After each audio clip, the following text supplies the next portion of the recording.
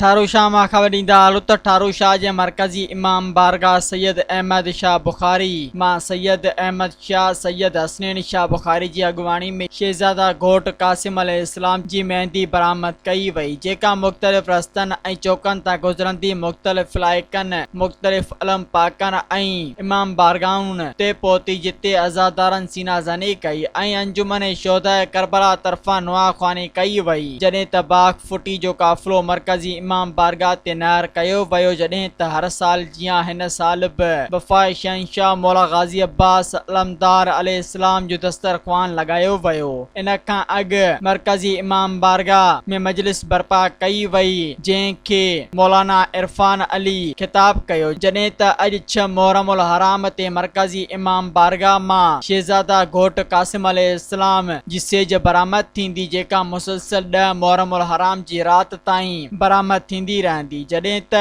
11 मुहर्रमुल हराम ते मरकज़ी मातमी जलूस बरामद थींदो, होॾां मातमी जलूसनि जी सिक्योरिटी सख़्त कई वई आहे। सब्सक्राइब कयो अवामी न्यूज़ HD खे ऐं ताज़ा तरीन ख़बरुनि लाइ ॾिसंदा रहो अवामी न्यूज़ HD।